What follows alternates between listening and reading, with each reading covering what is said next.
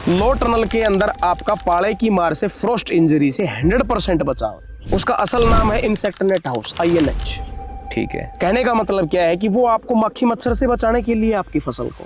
और ये भी देखा गया कि जिन वैरायटी के मैक्सिमम पोटेंशियल प्रोडक्शन रिकॉर्ड की गई है वो भी ड्रिप पे है। क्रॉप कवर को हटाने का, लगाने का, प्लस ड्रिप के साथ का मैनेजमेंट सबसे जरूरी है जहाँ पे जमींदार मार खाता है। कहने का मतलब क्या हुआ कि यार आप एक एक चम्मच घी रोज नहीं ले रहे। हाँ जी। आप आज ही एक कटोरी पी रहे हो, फिर 10 दिन के बाद एक कटोरी चाहिए आपको। जिन किसानों के अंडरग्राउंड वाटर टेबल थोड़ा सा खारा पानी है जी, वो जैसे तैसे जुगाड़ करके खेती कर रहा है किसान, क्या वो लोग भी ड्रिप का इस्तेमाल कर सकते हैं? छोटा पौधा है आपका, इतनी नमी बन जाती है उसके अंदर कि अगले दिन जैसे ही धूप लगती है या क्लाइमेटिक सिस्टम जैसे ही आपका बदलाव रात और दिन का आता है वो अपनी गर्दन गिरा देता है पौधा। अच्छा, मतलब हम पहले से ही अंकुरण करवाते पहले से ही बीज का मुंह खुल जाए आपका तो वो इजीली आपका उग के आएगा। उसके लिए भिगोना पड़ता है। सूरज निकलने वाला है, धूप शुरू होने वाली है, आप टनल को हटाना शुरू कर दो ताकि कोई भी एग्रीकल्चर हो, आप प्राकृतिक खेती की बात कर लो, ऑर्गेनिक फार्मिंग की बात कर लो, वहां पर भी मल्चिंग की जाती है जिसको आच्छादना बोलते हैं। आमतौर पे क्या है कि ब्लैक कलर आपकी हीट को अब्जॉर्ब करता है। काले कपड़े भी पहन लेते हैं तो गर्मी ज्यादा लगती है। हाँ जी। क्यों? वो हीट को अब्जॉर्ब करता है। जी सर। जबकि हमें हीट अब्जॉर्ब नहीं करवानी, ठीक है, हमारी को तो रिफ्लेक्ट करवानी है। आज आपने बीज लगा दिया, आप ड्रिप चला दो, बेड ऊपर से 4 इंच का आपका गीला हो। वो आपने जो जुगाड़ बताया, वो जो मैंने जुगाड़ बताया है कि आप लपेटा पाइप ले, नलकी बिछाओ, 1 किले की टोटल कॉस्टिंग 12-13 हजार रुपए में कंप्लीट। कहाँ 70-80 हजार, कहाँ 12-13 हजार। लेकिन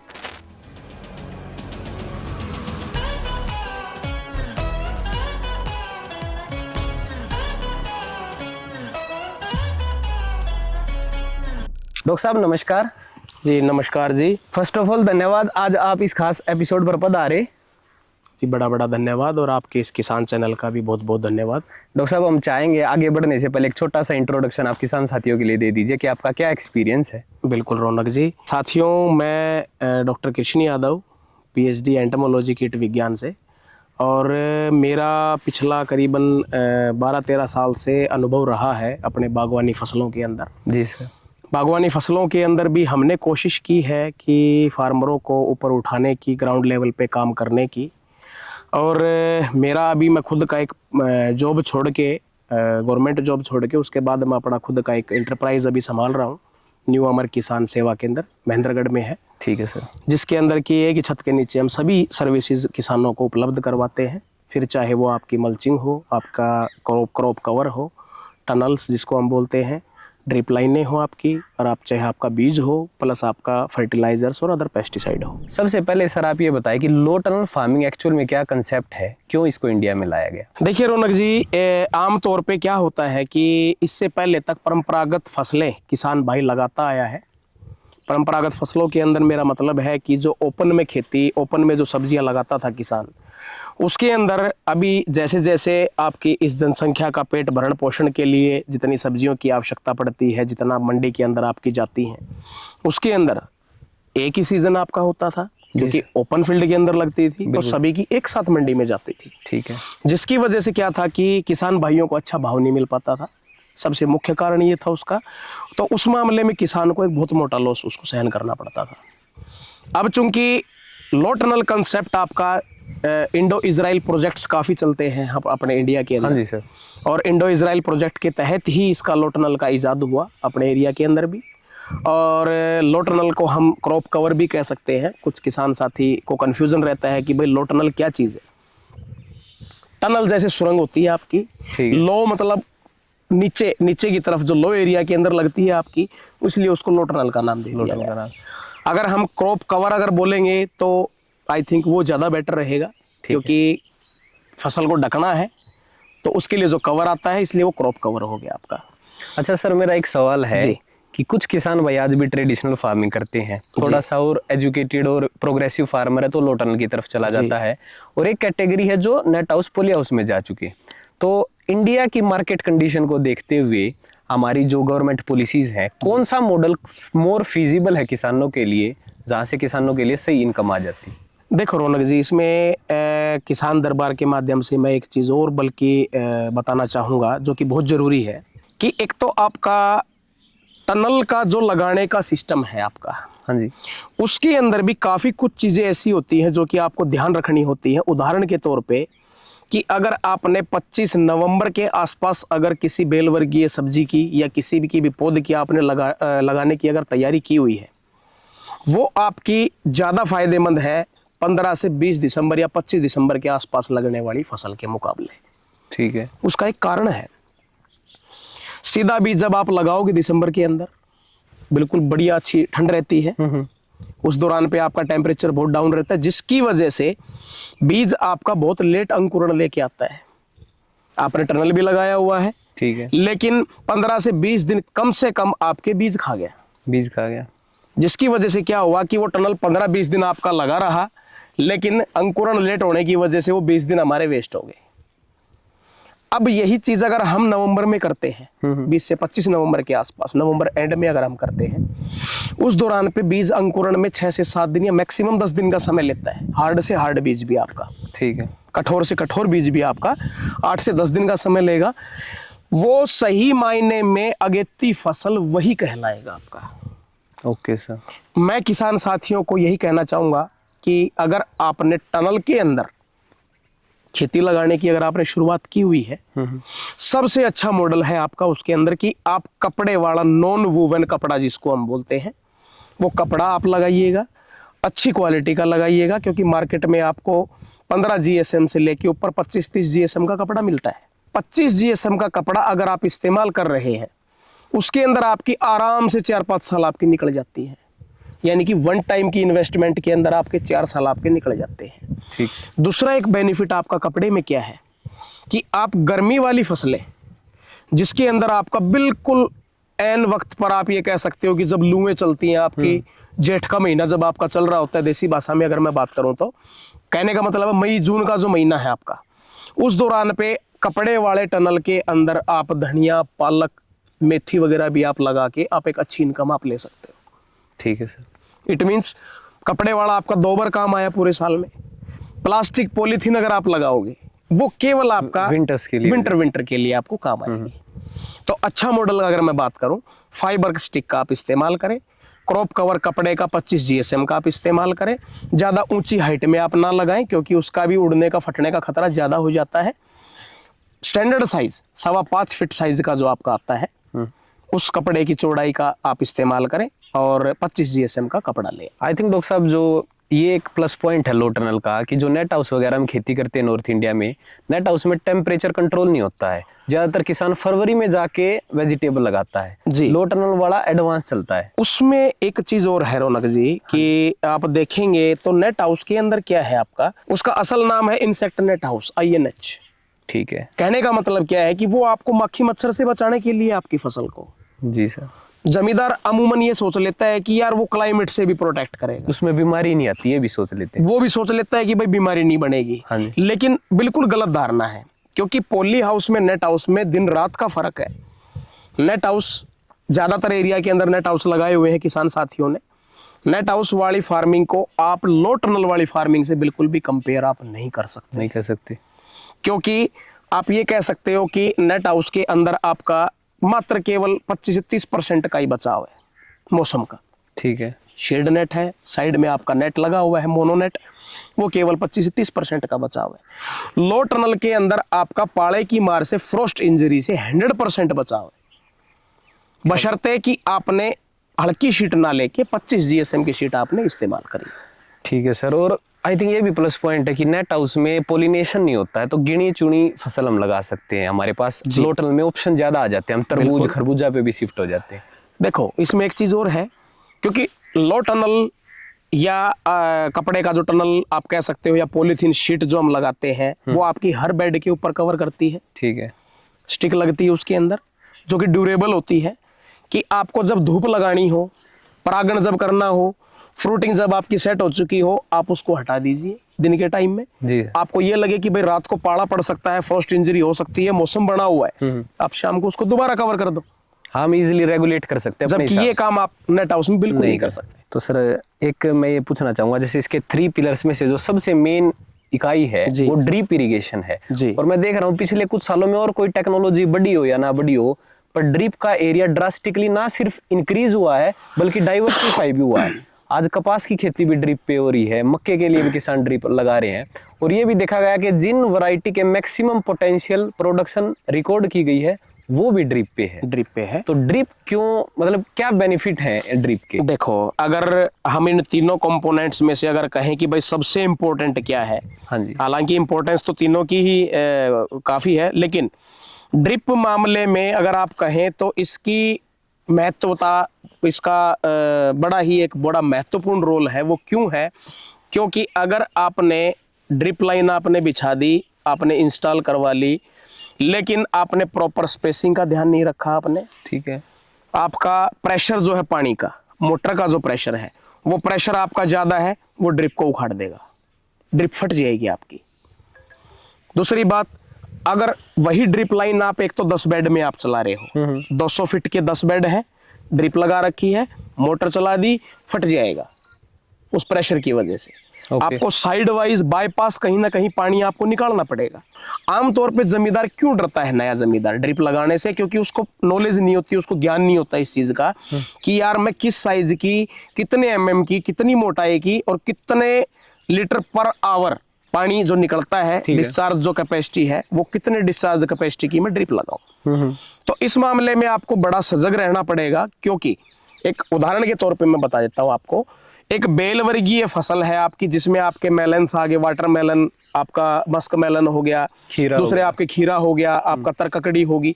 ये फसल आपकी लगी हुई है 1 किले के अंदर, जिसके अंदर आपके 32 से 33 या 35 बेड मैक्सिमम मान लो आप 1 एकड़ के अंदर। 35 बेड भी अगर मैं पकड़ के चलूं, हर बेड के ऊपर आपकी एक सिंगल लाइन आपकी ड्रिप की, और आपका ये मान के चलिए आपका 2.5 इंची का आपका प्रेशर है पानी का, ठीक है, बड़ी आसानी से आपकी चलेगी। ड्रिप लाइन को नहीं उखाड़ेगी, वो नहीं फटने देगी आप उसको, आप बहुत इजीली आप उसको मैनेज कर सकते हो। उसके अंदर भी फिर दूसरा सबसे इंपॉर्टेंट जो चीज है आपकी, वो ये है कि हम ड्रिप को कितनी देर चला रहे हैं। आमतौर पे जमींदार क्या होता है, ऑटोमेटेड सिस्टम है आजकल, चला के छोड़ दिया, पूरी रात ड्रिप चल रही है। छोटा पौधा है आपका, इतनी नमी बन जाती है उसके अंदर कि अगले दिन जैसे ही धूप लगती है या क्लाइमेटिक सिस्टम जैसे ही आपका बदलाव रात और दिन का आता है, वो अपनी गर्दन गिरा देता है पौधा, मींस डैम्पिंग ऑफ की शिकायत बन जाएगी। ठीक है, मतलब वो इसलिए होता है कि नीचे नमी है और एकदम धूप आ जाती है, एकदम से धूप आ जाती है कड़क, नीचे आपका पूरा गिल्ला है भाई, जैसे आदमी को सर्द गर्म होती है, समझ गया सर। सेम कहानी पौधे के साथ है, वो भी सर्द गर्म की चपेट में आएगा तो भाई उसको कम्बल तो उठाना पड़ेगा। जी सर। अब कहने का मतलब क्या हुआ आपका कि क्रॉप कवर को हटाने का, लगाने का, प्लस ड्रिप के साथ का मैनेजमेंट सबसे जरूरी है, जहां पे जमींदार मार खाता है। Okay sir. उस मामले में एक चीज सबसे इंपॉर्टेंट क्या है, दिन में बिल्कुल कड़क धूप के टाइम पे आपने ड्रिप चला दी, ठीक है, आपने टनल को खोल दिया एकदम से, दिन में, सुबह नहीं खोला आपने, वो एकदम से अटैक करेगी नए पौधे के ऊपर। क्यों? टेम्परेचर का डिफरेंस आ गया, ऊपर आपकी हीट है, नीचे एकदम से नमी दे दिया आपने, एकदम से पौधा स्ट्रेस में आएगा, अपनी गर्दन गिरा देगा, उसके अंदर कॉलर रोट आपकी या डैम्पिंग ऑफ आपकी बननी शुरू हो जाएगी। तो सर ये कैसे रेगुलेट करनी होती है टाइमिंग? इसका सबसे बढ़िया तरीका क्या है रौनक जी, कि आप सुबह के टाइम आप इसको हटाओ, इसको कब? सूरज निकलने से पहले। ओके, मींस वो सूरज जब आपका बिल्कुल राइज इन द पोजीशन, जब आपका सूर्य है कि यार अब उदय होने वाला है, ठीक है, अभी फिलहाल की कंडीशन की बात कर रहा हूं मैं, सूरज निकलने वाला है, धूप शुरू होने वाली है, आप टनल को हटाना शुरू कर दो, ताकि जब तक वो धूप आपकी आए पौधा अपने आप को ढाल ले उस वातावरण के अंदर। अगर आपने धूप लग रही है, कड़क धूप लग रही है, एकदम से आपने इस टाइम पे, दोपहर के टाइम आपने हटा दिया, उस दौरान पे पौधा बिल्कुल चपेट में आएगा। अब उसका सबसे अच्छा तरीका क्या है, शाम को आप ड्रिप चलाओ, शाम को ड्रिप चलानी और सुबह को सुबह के टाइम बिल्कुल ओपन, सूरज उगने से पहले आप उसको टनल को हटा दो। इससे आपका पौधा स्ट्रेस में नहीं आएगा, वो अपने आप को रात वाले पानी की वजह से तो धरती का टेम्परेचर मेंटेन मिलेगा आपको सुबह तक का, क्यों? टनल शीट लगी हुई है आपकी, ठीक है। सुबह जब आप उठाओगे उसको जब हटाओगे तो जो धूप निकलनी है आपकी पूरे दिन की, उसके प्रति अडेप्टेबिलिटी आ जाएगी पौधे के अंदर, फसल के अंदर, नुकसान के चांसेस 0 हो जाएंगे आपके। एक जो चीज है, छोटा सा पॉइंट है जो बीच में, कितनी देर चलाएं, सबसे बड़ा इश्यू हाँ सर, ये किसान के लिए, कि जी मैंने बेल वर्गीय सब्जियां लगा रखी हैं, मैंने तरबूज, खरबूजा, करेला, पेठा, तरककड़ी, आपका तोरई, आपकी खीरा, ये मैंने आइटम लगाई हुई है। मैं जी कितनी कितनी देर चलाऊं? पौधा आपका उग के आ गया, सबसे पहले मैं शुरुआत करता हूं बीज लगाने से। इसमें शायद सर सोइल टाइप के हिसाब से वेरी नहीं होगा टाइम? टाइम आपका बिल्कुल वेरी करता है, क्योंकि अपने इंडिया के अंदर जितनी भी तरह की अपनी मिट्टियां हैं, हाँ जी, आपकी सैंडी सोयल भी है, आपकी रेतीली दोमट मिट्टी भी है, लाल मिट्टी भी है, आपकी लेटराइट सोयल भी है, आपकी सभी तरह की मिट्टियां हैं। इसके अंदर मैं मिट्टी वाइज अगर मैं बात करूं, आप लेटराइट सोयल, आप स्टेट वाइज भी अगर आप पकड़ के चलते हो, काली मिट्टी है जो, पहले आप नॉर्थ इंडिया को पकड़ लो, ठीक है, जिसके अंदर आपका जम्मू कश्मीर से लेके आपका एमपी तक का एरिया आ गया, ठीक है, mid of the India, mid तक का आपका एरिया आ गया, जिसके अंदर आपका साइड वाइज आपका बिहार, उत्तराखंड, यूपी, इधर आपका राजस्थान, हरियाणा, पंजाब, हिमाचल, अरुणाचल प्रदेश, आपका जम्मू एंड ये आपका एरिया सारा इंक्लूड हो गया इसमें। इस एरिया के अंदर आज आपने बीज लगा दिया, आप ड्रिप चला दो, बेड ऊपर से 4 इंच का आपका गीला हो जाए, ठीक है, 4 inches, maximum 5 inches, not more than this, इससे ज्यादा नहीं होना चाहिए। ड्रिप चला के 4 इंची की आपकी नमी बन चुकी है, आप उसके अंदर चेक कर सकते हो, क्योंकि हर एरिया का ढलान भी वेरी करता है, प्लेन एरिया भी वेरी करता है। आप केवल ये देखिए कि बेड के अंदर नमी मेरी 4 से 5 उंगली की बन चुकी है जी, आप ड्रिप को तुरंत बंद कर दीजिए आप। ठीक है। अब रेतीली मिट्टी में इतनी नमी जाने में हो सकता है आपको 5 से 6 घंटे लग जाए, 8 घंटे भी लग जाए। जहां थोड़ी सी मजबूत मिट्टी है आपकी, पंजाब का एरिया हो गया आपका, यूपी का एरिया हो गया आपका, वहां पे आपको क्या करना पड़ेगा, 2 से 2.5 घंटे में भी आपकी बिल्कुल मिट्टी आपकी नमी बन जाएगी बिल्कुल पूरी। ठीक, चिकनी जहां मिट्टी है आपकी, सबसे मेन दिक्कत जमींदार को वहां आती है। वहां पे 2.5 घंटे का मतलब है पानी पूरे खेत में भर जाना, वहां पे आपको यही चीज 1 घंटा करनी पड़ेगी केवल। ठीक है, 1 घंटा चला के आप बंद कर दो।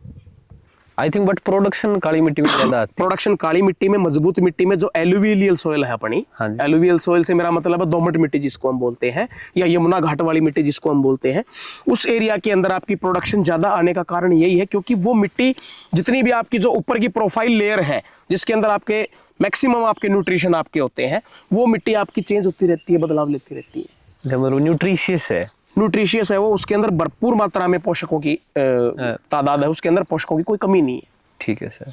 अब दूसरी बात आती है कि बीज लगा के जी पानी चला दिया, हमने नमी मेंटेन कर दी, दूसरी बार कब लगाए पानी?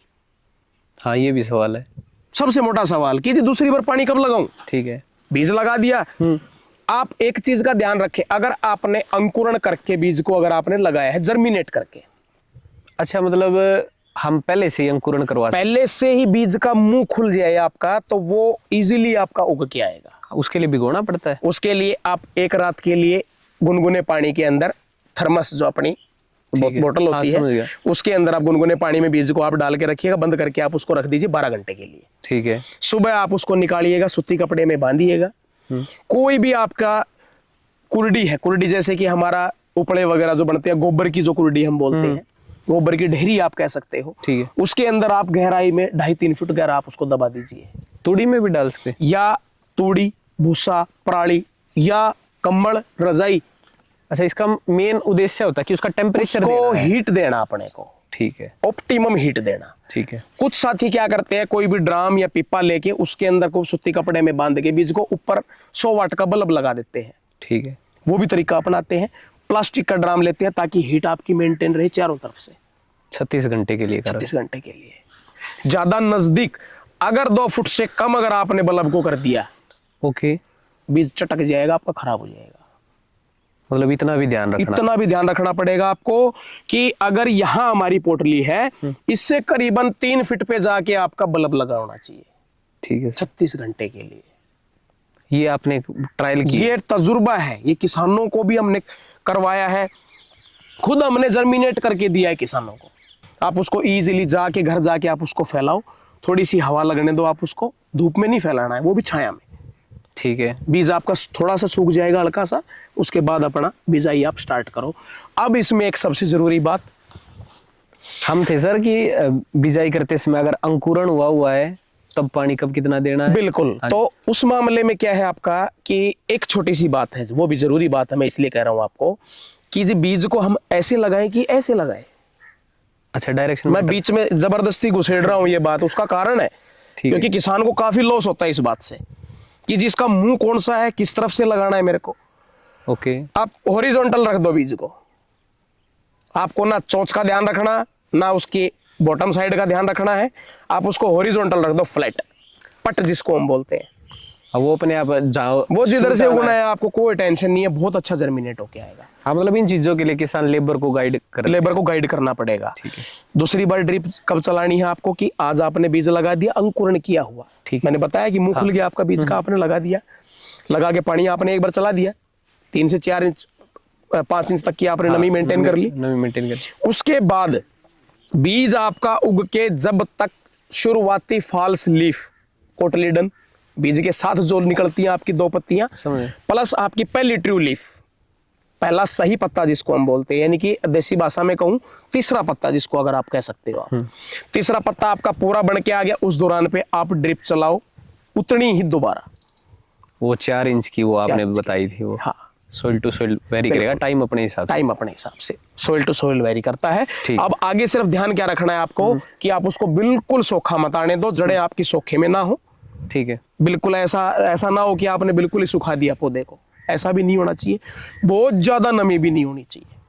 जी सर, बस ये चीजें आपको ध्यान रखनी। अच्छा डॉक्टर साहब, एक कुछ एरिया के अंदर अगर कोई सैलाइन सोइल है, मतलब कि जिन किसानों के अंडरग्राउंड वाटर टेबल थोड़ा सा खारा पानी है जी, वो जैसे तैसे जुगाड़ करके खेती कर रहा है किसान, क्या वो लोग भी ड्रिप का इस्तेमाल कर सकते हैं?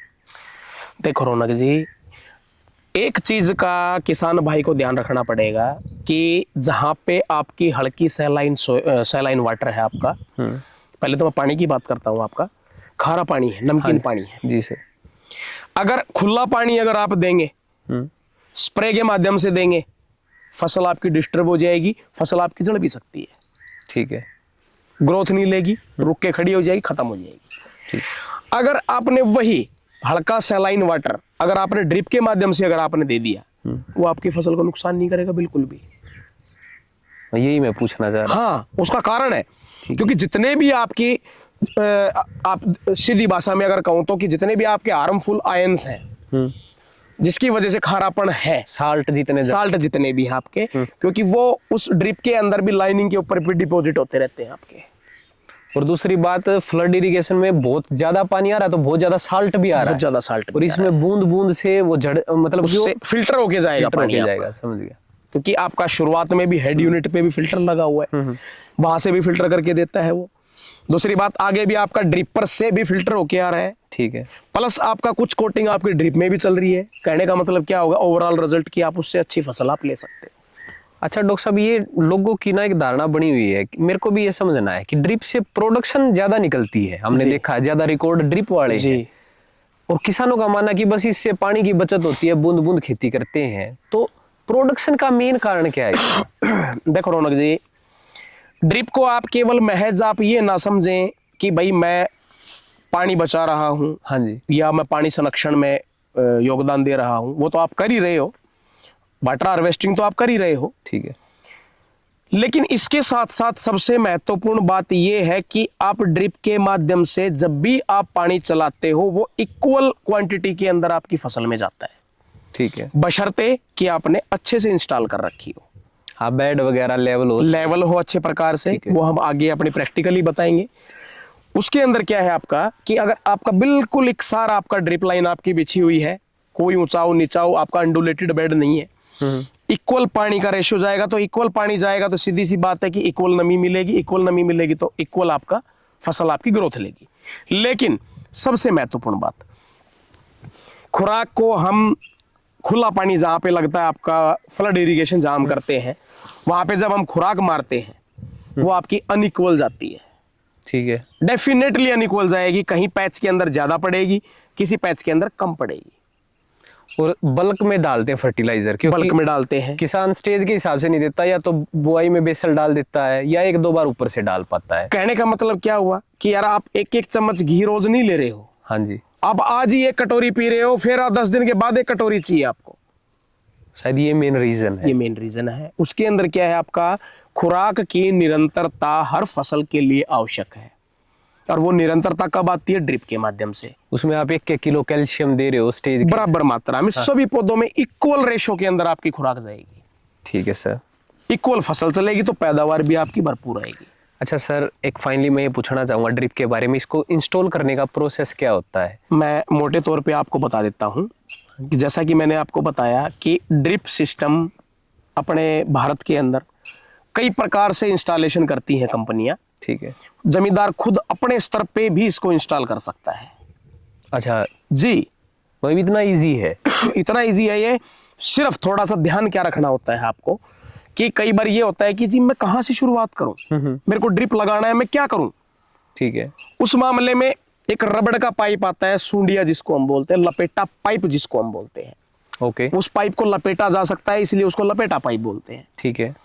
2.5 या 3 इंची का आप लपेटा पाइप लीजिएगा। जहां आपका मुआना है, जहां से आपका पानी आना है, उस मुआने पे आप उसको अटैच कीजिएगा। उसको बिल्कुल बराबर पैरेलल आपकी किले की लंबाई तक, उसको लास्ट तक आप उसको बिछा दीजिएगा। ठीक है। सिंगल पाइप 2.5 से 3 इंची वाला। लंबा आपका खेत है तो आप उसको बीचों बीच बिछाइएगा। अच्छा, मतलब उसकी लेंथ ज्यादा है। खेत की अगर लंबाई ज्यादा है तो उसको बीच में से कर तो उसको बीच में से ले लो आप, चौड़ाई की तरफ। वो 200 फुट लंबा लेना होगा, क्योंकि आई थिंक लंबाई 200 फीट होती है। किले के हिसाब से अगर हम करते हैं तो अगर बीघे की भी अगर मैं बात करूं, क्योंकि अपने राजस्थान के कुछ साथी हैं, यूपी के कुछ उत्तराखंड के, वो बीघे में नापते हैं जमीन को। ठीक है। तो उस मामले में उनका कुछ एक का बीघा जो है वो 165 बाय 165 फीट का होता है। ओके। और हमारे इधर 1 किला 200 बाय 190 का होता है। हाँ, मतलब डिफरेंस है, स्टेट वाइज भी डिफरेंस है। ओके। तो मैं सीधी भाषा में अगर बात करूं, 200 फीट की लंबाई का अगर आपका खेत है और 200 फीट आपकी चौड़ाई है, तो आप किसी भी एक साइड में आप उस पाइप को पूरी 200 फीट की लंबाई में आप बिछा दो। ठीक है। उसमें से आपका बेड आपने निकाल दिया। बेड की दूरी आपकी मायने रखती है कि आप कितनी दूरी पे तरबूज, खरबूजा, घिया, तोरी, करेला, पेठा, बेल वाली जितनी भी है, 7 से 8 फुट का गैप अपने को देना है बेड से बेड का। अच्छा, उतने नंबर ऑफ लेटरल्स उसमें आ जाएंगे। उतने ही उसी हिसाब से आपकी पाइपें आपकी उस लपेटा पाइप के अंदर सुराख निकालने के लिए डाई आती है, टी आती है। बड़ा सिंपल जुगाड़ है, 100 रुपए का जुगाड़ आता है। ओके। आप उससे सुराख निकालो, रबड़ वाशर आएगा, रबड़ वाशर डालो, टूटी आएगी वाल आपकी, वो वाल फंसाओ और उसके आगे लेटरल जो अपनी पाइप है वो लगा दो 16 mm की। अच्छा, जिस बेड को हम बंद करना चाहते हैं वो वहीं से आपका बंद हो जाएगा। और अगर यही काम कंपनी से करवाए तो शायद कॉस्टिंग ज्यादा जाएगी। उसमें देखो मटेरियल का भी फर्क पड़ता है। अब हर स्टेट टू स्टेट आपकी सब्सिडी की डेफिनेशन है वो भी अलग है। ओके। उदाहरण के तौर पे राजस्थान, हरियाणा के अंदर सब्सिडी है ड्रिप के ऊपर, जो कि गवर्नमेंट आपको 70 से 90% तक भी सब्सिडी देती है। कुछ स्टेटों के अंदर सब्सिडी नहीं है, तो वहां उन भाइयों को अगर कंपनी से लगवाना है ड्रिप सिस्टम अच्छी क्वालिटी का, उसकी कॉस्टिंग 17,000 के करीब पड़ती है 1 किले की। Okay sir. 200 बाय 200 का एरिया है, उसके लिए 17,000 रुपए। ठीक है। अपने हरियाणा में अगर आप सब्सिडी से लगवाओगे अच्छी कंपनी का, अच्छी कंपनी बोले तो जैन है आपकी, नेटाफेम है, रिवोलिस है, फिनोलेक्स है, ये जो कंपनियां हैं आपकी, इनका ड्रिप सिस्टम पूरा कंप्लीट 1 किले का विद हेड यूनिट, जहां से आप खुराक चढ़ाओगे, हाइड्रोसाइक्लोन वगैरह, फिल्टर वगैरह सब लगा के, वो आपका करीबन 20 से 25,000 रुपए का पड़ता है सब्सिडी के बाद है, सब्सिडी काट के। और किसान को पूरा पैसा एक बार देना पड़ता है या नहीं, केवल सब्सिडी का ही देना पड़ता है उसको पैसा, केवल बस 20-25 हजार देना और लग जाएगा खेत में। उसको डॉक्यूमेंट कंप्लीट देने पड़ेंगे कंपनी को। ठीक है। जो भी चेकलिस्ट है, जितने भी डॉक्यूमेंट्स की रिक्वायरमेंट है, वो सभी उसको देने पड़ेंगे। ठीक है सर। दूसरी चीज, अदर स्टेट्स के जितने भी फार्मर है हमारे, जहाँ पे सब्सिडी नहीं है और उसका मन है कि यार मैं ड्रिप से, वो आपने जो जुगाड़ बताया, वो जो मैंने जुगाड़ बताया है कि आप लपेटा पाइप ले, नलकी बिछाओ, 1 किले की टोटल कॉस्टिंग 12-13 हजार रुपए में कंप्लीट। कहाँ 70-80 हजार, कहाँ 12-13 हजार। लेकिन एक बहुत मोटा फर्क है। ठीक है। फर्क क्या है आपका कि वो उसकी लाइफ आपकी 15 से 20 साल है जो कंपनी लगाती है, हैवी जो आप लगवाओगे। ओके। जैन, फिनोलेक्स, नेटाफेम, रिवोलिस वगैरह का जो है आपका 15 से 20 साल की उसकी लाइफ, और ज्यादा भी हो जाए। लेकिन जो मैं जुगाड़ आपको बता रहा हूं आम जमींदार के लिए, इसकी लाइफ 2 से 3 साल है। ठीक है। लेकिन इससे एक अच्छा पैसा कमा के किसान भाई आगे अपनी हैवी अपनी लगवा सकता है। हाँ, फिजिबल है, मतलब फिजिबल। एक आम किसान भाई इसके 12-13 हजार का तो प्रॉफिट भी निकाल लेगा 3 साल में। बिल्कुल बिल्कुल। ठीक है सर, तो ड्रिप के बारे में हमने जान लिया।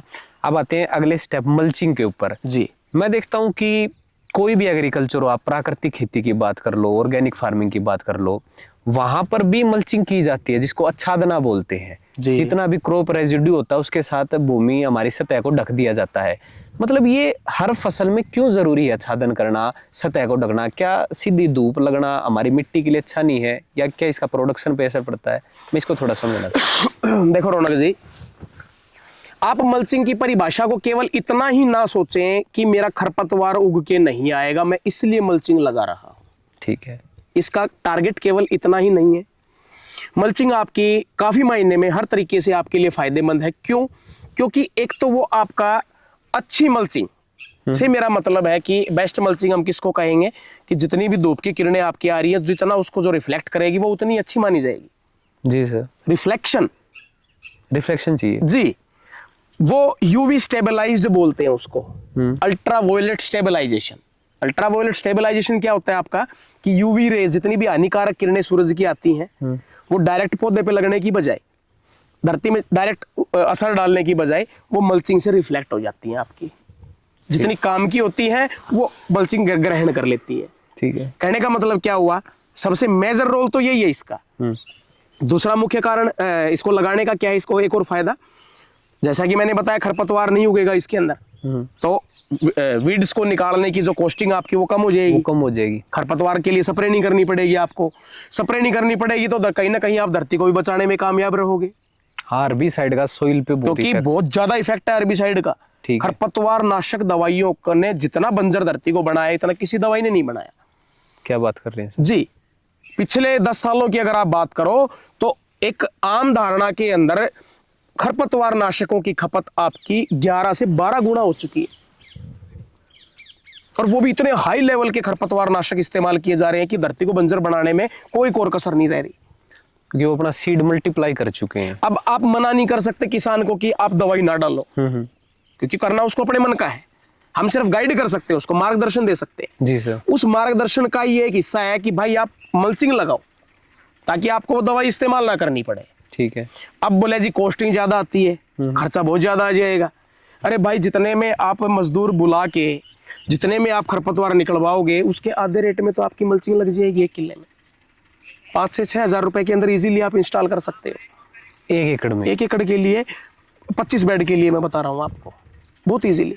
थोड़ा सा और एक नॉर्मल जमींदार के लिए। ठीक है। और हैवी पे अगर आपको जाना है जी, मेरे को अच्छी क्वालिटी की इस्तेमाल करनी है, ये खर्चा आपका 11 से 12 हजार रुपए का आ जाता है 1 किले का। सर, ये खर्चा किस हिसाब से वेरी कर रहा है? मतलब इसकी कोई क्वालिटी आती है मल्चिंग की, या थिकनेस वगैरह का चक्कर है? थिकनेस का भी फर्क रहता है, शीट का, दाने का, खिंचाव का, वो भी फर्क रहता है आपका। कैसे फर्क रहता है मैं बता दूं आपको कि 15 और 20 माइक्रोन की मल्चिंग आपने लगा दी तो वो क्या है, आपकी एक सीजन काम देगी।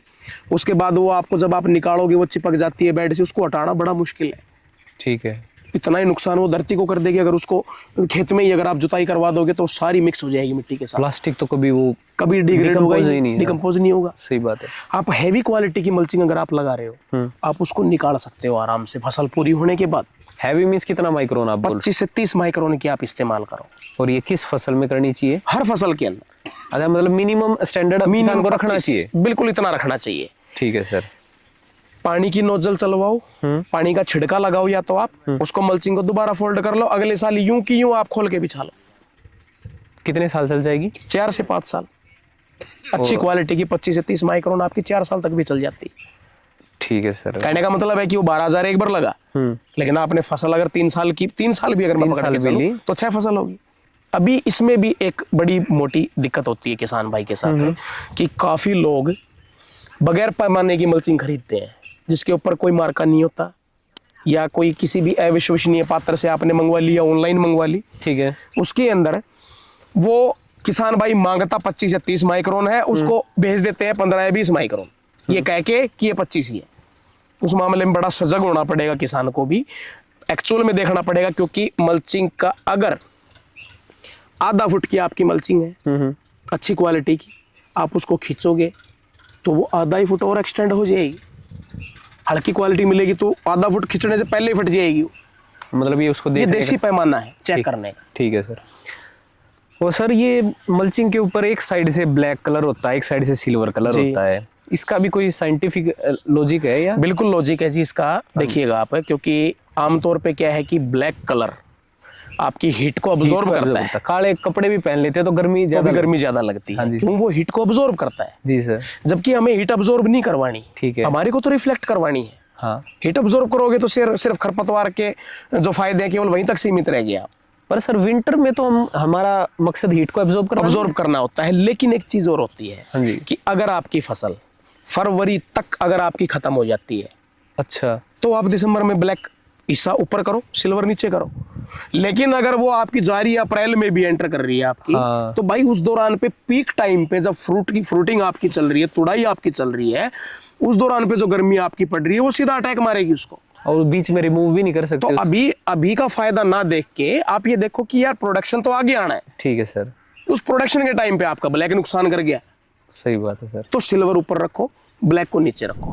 तो हम ये मान सकते हैं सर, हमने ड्रिप का खर्चा जो कैलकुलेट किया था नॉर्थ इंडिया में तो 20-25 हजार में हो जाता है, और मल्चिंग में आपने बताया अगर अच्छी 25 से 30 माइक्रोन की लेते तो 12,000 रुपए तक का। तो आराम से 25 और 12 हो गए, मतलब कि 37 जी। अभी तक हमारा खर्चा हुआ है। इसके बाद आता है क्रॉप कवर। जी। तो क्रॉप कवर कितने टाइप के आते हैं सर? मतलब प्लास्टिक में भी आप बता रहे थे। प्लास्टिक पन्नी की अगर मैं बात करूं और हाँ कपड़े वाले टनल की अगर मैं बात करूं, तो प्रति एकड़ 5 से 6 हजार रुपए का डिफरेंस है दोनों में। कौन सा कॉस्टली है? कॉस्टली कपड़े वाला पड़ता है।